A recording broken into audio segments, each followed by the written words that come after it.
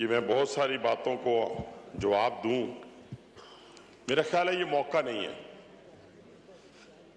ये वो मौका है जनाब स्पीकर जिसमें हमने हर पाकिस्तानी की आवाज को यक जुबान होकर अपने दुश्मन को एक मैसेज देना है, और मैसेज यही है कि शहादत है मतलूब व मकसूद व मोमिन, शहादत है मतलूब व मकसूद व मोमिन, न माले गनीमत न किश्वर कुशाई।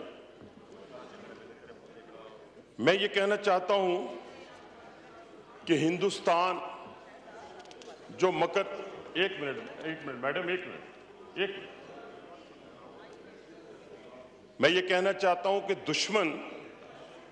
दुश्मन ने रात की तारीकी में जो हमला पाकिस्तान पर किया, जनाब स्पीकर, ये कोई नई बात नहीं है।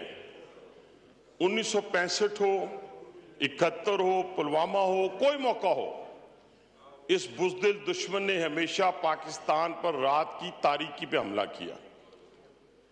और हम बचपन में देखा करते थे, जो कॉलेज स्कूल के अंदर ताकतवर बच्चा होता था वो दूसरे बच्चों को कोशिश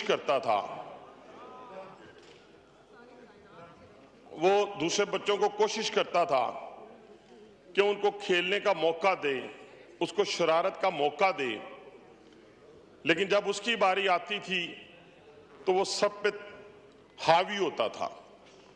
मैं अपनी पाकिस्तानी फौज को, अपने शाहीनों को, पूरी कौम की तरफ से ये बात दुख हुआ, अफसोस हुआ, मेरी ख्वाहिश भी थी कि मैं कोई बात ऐसी ना करूं।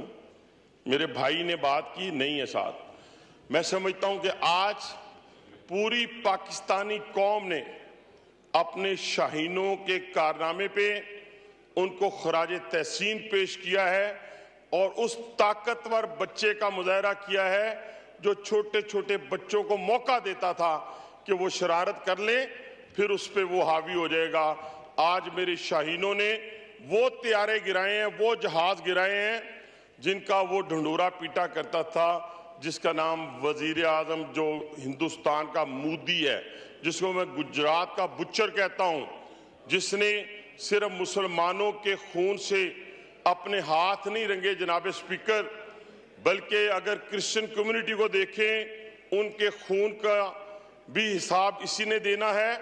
और अगर आप देखें तो कश्मीरियों को देखें, सिखों को देखें, हर जगह के ऊपर।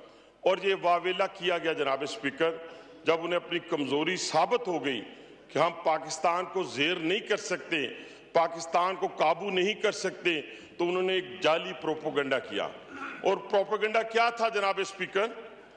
कि कश्मीर के ऊपर पाकिस्तान ने हमला किया, जम्मू कश्मीर के ऊपर या अमृतसर और जलंधर के ऊपर। नहीं जनाब स्पीकर, हमने क्या किया? उन्होंने हमारे मासूम बच्चों को मारा। एक दहशतगर्द जनाब स्पीकर वो साबित नहीं कर सके। छोटे छोटे बच्चों को, जिनकी उम्र क्या है जनाब स्पीकर, बड़ी, मैं आज ना तालियों का मतलूब हूं और ना ही वाह का मतलूब हूं, लेकिन पूरी अक़वामे आलम को ये कहना चाहता हूं कि वो हिंदुस्तान का ये चेहरा अपने सामने रख लें कि 3 साल का बच्चा, 4 साल का बच्चा, 6 साल का बच्चा, 7 साल का बच्चा, जिसने जामे शहादत नोश किया है, एक जगह के ऊपर कोई एविडेंस वो मुहैया नहीं कर सका, और उसने अपनी खिफ्त मिटाने के लिए, जो 12 लाख फौज की मौजूदगी में पहलगाम के अंदर हुआ, उस खिफ्त को मिटाने के लिए अपनी कौम को धोखे में रखकर ये कहा कि ये पाकिस्तान ने हमला किया। 10 मिनट के अंदर अंदर FIR लॉन्च की जाती है जनाब स्पीकर। लेकिन जनाब स्पीकर, जब वो पूरी दुनिया के सामने एक्सपोज हो गया, मैं तो पहले दिन से कहता हूं और बड़े फैक्ट्स एंड फिगर के साथ बात करता हूं जनाब स्पीकर, कि हिंदुस्तान दुनिया का सबसे बड़ा दहशतगर्द है। वो कैसे, मैं अभी आपको बताता हूं। और हमें दहशतगर्द कहने वाला क्या करता है, जरा सुनते जाएं। नेपाल में दहशतगर्दी वो करता है, बर्मा में वो करता है, बांग्लादेश में वो करता है, ऑस्ट्रेलिया में वो करता है, कनाडा में वो करता है, USA में वो करता है, UK में वो करता है। और सबसे बढ़कर मुझे अफसोस है उन दोस्तों पे, भाइयों पे, कि उनकी जुबान पर ये नाम ही नहीं आता। KPK के अंदर बलूचिस्तान के अंदर जनाब स्पीकर एविडेंस के साथ दुनिया को बताया, डोजियर्स दिए हैं, दुनिया को बताया है कि जो आप वेपन दे रहे हैं, जो आप डॉलरों में लाखों डॉलर इन्वेस्ट कर रहे हैं, ये 9 जो आपने कौंसल खाने पाकिस्तान की सरहद के साथ खोले हुए जनाब स्पीकर, ये मुझे बताया जाए ये किस मकसद के लिए है? क्या वहां से हिंदुस्तान वीजे जारी करता है? वहां से सारे के सारे जाफर एक्सप्रेस वाला वाकया जो है आपको मालूम होगा, हमने तो अपने शोहदा की डेड बॉडीज भी दिखाई, हमने उन 36 लोगों को भी मारा, जगह पे मारा, और मैंने कहा था पहले दिन का, और आज फिर मैं कह रहा हूं, अगर कोई भी है ना जो उसका फैसिलिटेटर है, जो प्रॉक्सी वार का हिस्सा बने हुए हैं, आपने हमारे 7 फौजी उस दिन शहीद किए बलूचिस्तान के अंदर, और मैंने इस हमले के बाद और हिंदुस्तान को नाको चने चबवाने के बाद ये स्टेटमेंट दी थी कि मैंने कहा था कि अब जो भी प्रॉक्सी वार का हिस्सा बनेगा, हम एक फौजी के मुकाबले में 100 मारेंगे, 100 दहशतगर्द। ये मैं आपको बताना चाहता हूं जनाब स्पीकर, पूरी दुनिया को भी मैसेज देना चाहता हूं जो उसके पीछे खड़े हैं, जो प्रॉक्सी वार का हिस्सा हैं, कि जो हमारे एक फौजी को शहीद करेगा हम 100 मारेंगे। और दूसरी बात, दुश्मन को यह भी बताना चाहता हूं, हम पिछले 30 साल से जंग लड़ रहे हैं, और आपके फौजियों की हमने मुकाबले में आपने हमारे मासूम शहरियों की जानें ली। हमने क्या किया जनाब स्पीकर? हमने आप पर वहां पे हमला किया, आज आपके फौजी बिलबिला रहे हैं, आज बिलबिला रहे हैं, एक दूसरे की डेड बॉडीज को उठा रहे हैं, सफेद झंडे लहरा रहे हैं। उसके बावजूद आप दुनिया को यह बता रहे हैं कि F-16, वो F-16 के पास में से भी आप नहीं गुजर सकते। जिस दिन F-16 वाले उड़े, जिस दिन हमने फैसला किया, जो हमने फैसला किया हुआ है, वो फैसला, वो वक्त, उसका तयन हमने करना है। अब तुमने जो करना था वो कर लिया, लेकिन एक F-16 क्या, उसके एक जो हमारे पास महराज है, वो भी आप उसके पास से नहीं गुजरे। हमारे शाहीनों ने जितने टारगेट अचीव किए वो अपनी सरहद में रहकर किए। इतनी कैलकुलेटेड मूव कि हमने एक सिविलियन को नहीं मारा, हमने आपका ब्रिगेड हेडक्वार्टर उड़ाया, हमने आपका एयर बेस उड़ाया, हमने आपकी चौकियों को उड़ाया, हमने आपके फौजियों को मारा। और इंशाअल्लाह ताला अब जब ये फैसला होने जा रहा है और होगा, अभी तो हमने किया ही कुछ नहीं, हमारी तो अभी बारी है, और जब बारी आएगी और फिर दुनिया के सामने जब हम आपको लेके जाएंगे तो फिर दुनिया कहेगी हाँ जी ये दहशतगर्द है, दुनिया के अंदर सबसे बड़ा। हम तो मजलूम हैं जनाब स्पीकर, हम तो मजलूम हैं, और हमने तो किसी जगह के ऊपर किसी दहशतगर्दी में अपना हिस्सा आज तक नहीं डाला। जो कोई हमारी तरफ से भी कहे, किसी की तरफ से भी कहे, मैं उसको बिल्कुल रद्द करता हूं इस बात को, और दुनिया को यह बताना चाहता हूं, और खास तौर पे हिंदुस्तानी अवाम को, कि आप जरा सोचे तो सही, हमले, आप दहशतगर्दी आपके मुल्क में कब होती है? जब भारतीय जनता पार्टी इक़्तिदार में आती है जनाब स्पीकर, जब भारतीय जनता पार्टी आती है उस वक्त दहशतगर्दी होती है। इसका मतलब क्या हुआ?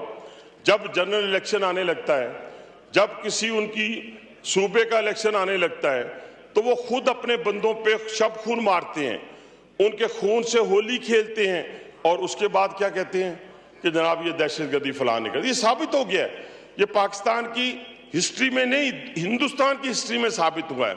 और ये जो संदूर की बात की उन्होंने, इस संदूर को अल्हम्दुलिल्लाह पाकिस्तानी फौज ने तंदूर बनाया, और तंदूर बनाकर उनके मुंह पे मारा और बताया कि पाकिस्तानी फौज जो है। और जहां तक ये बात रहे कि जी पाकिस्तान, मैं एक बात की तरदीद करता हूं सख्ती के साथ, मेरे भाई इस पे मेरा साथ भी देंगे पीटीआई वाले। ये जो हिंदुस्तान के मीडिया ने कहा कि बानी पीटीआई के साथ जेल में ज्यादती हुई है, मैं इसकी बिल्कुल तरदीद करता हूं, और किसी की जुर्रत नहीं है कि ऐसी हरकत कर सकें। इसलिए आप तसल्ली रखें, ऐसा कोई वाकया नहीं हुआ। पूरी कौम इस वक्त पाक फौज के पीछे, पाकिस्तान के पीछे खड़ी है। कौन कौन खड़े हैं? बलोच खड़े हैं, पख्तून खड़े हैं, पंजाबी खड़े हैं, बलोच खड़े हैं, जीबी वाले खड़े हैं, सिंध वाले खड़े हैं, सराइकी खड़े हैं, तमाम पार्टियों के लोग, तमाम कश्मीरी, मैंने कहा बिल्कुल कश्मीरियों ने तो अपनी जानों के नजराने पेश किए हैं। हमें टाइम की बड़ी बस आखिरी 4-5 बहुत सारे नाम हैं। मैं बिल्कुल मैं तो आज इंटेलेक्चुअल गुफ्तगू कर रहा हूं, किसी को कुछ कहा ही नहीं। मैं सिर्फ ये बात कहना चाहता हूं जनाब स्पीकर कि ये सारे के सारे जो हैं अपनी फौज के पीछे खड़े हैं, अपने शोहदा के पीछे खड़े हैं। हम 28 मई करने वाले हैं। 28 मई जब हिंदुस्तान ने 5 धमाके किए थे ना, 5 धमाके, तो 6 धमाके हमारे लीडर मियां नवाज शरीफ ने हिंदुस्तान को किए थे खिलाफ और उनके मुंह पे मारा था, उनके मुंह पे मारा था। मैं फिर कहता हूं थोड़ी सी बात करते हुए, 9 मई वाले नहीं है। हमने शोहदा के मुजस्समों को नहीं तोड़ा, ना हमने तोड़ना है, ना हमने GHQ पे हमला किया, ना हमने करना है, ना हमने हमजा कैंप पे हमला किया, ना हमने करना है। हमारी सोच बिल्कुल क्लियर है। हाँ, उन लोगों के लिए भी एक मैसेज है जनाब स्पीकर, जिन्होंने पाकिस्तान का खाया। भाई साहब, मैं माइक नहीं बंद करना चाह रहा। नहीं, आप करेंगे तो फिर मुनासिब तो नहीं है ना। मैं गुजारिश कर रहा हूँ। चलिए मैं कर लेता हूँ, बड़े बहुत सारे नाम हैं, मैं कर लेता हूँ।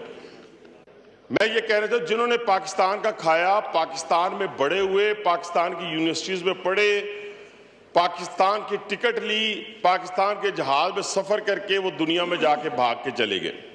वहां जाके दियारे गैर से मदद ली, घर लिए, गाड़ियां ली और वहां बैठ के पाकिस्तान की मुखालफत कर रहे हैं। ऐसे लोगों को, और जो इस वक्त इस पाकिस्तान में बैठकर फौज पे तनकीद करेगा, मुखालफत करेगा, वो गद्दारे वतन कहलाएगा। फतवा दे रहा हूं जनाब स्पीकर, गद्दारे वतन कहलाएगा। और गद्दारे वतन की पाकिस्तान में कोई जगह नहीं होगी। वो अपने लिए ढूंढ ले जिस जगह भी उसने जाना है। और जो बाहर बैठे हुए हैं उनके लिए भी ये पैगाम है, आप अगर ये हरकत और सकनात छोड़ें या ना छोड़ें, अब आपके मनसर है। इंशाअल्लाह ताला हम इस जंग से फारिग होंगे, आपको उसी तरह घसीट के लाएंगे जैसे हमने पाकिस्तान के दुश्मनों को पहले घसीटा है। और ये आपको इंशाअल्लाह किसी किस्म की गलतफहमी ना रहे। पाकिस्तान में हर चीज पे कंप्रोमाइज किया जा सकता है जनाब स्पीकर, लेकिन पाकिस्तान की किसी तौर के ऊपर, सरहदों के ऊपर, नजरियात के ऊपर कंप्रोमाइज नहीं किया जा सकता। मैं अपनी फौज को, अपने शहीनों को, अपने नेवी के जवानों को, सबको खराज तहसीन पेश करता हूं और अपनी फौज को कहता हूं कि इंशाअल्लाह पाकिस्तान की 24 करोड़ अवाम आपके पीछे है। इंशाअल्लाह वो वक्त दूर नहीं कि जब हम हिंदुस्तान को दंदान शिकन इंशाअल्लाह ताला जवाब देंगे। बहुत शुक्रिया। पाकिस्तान जिंदाबाद, पाक फौज जिंदाबाद।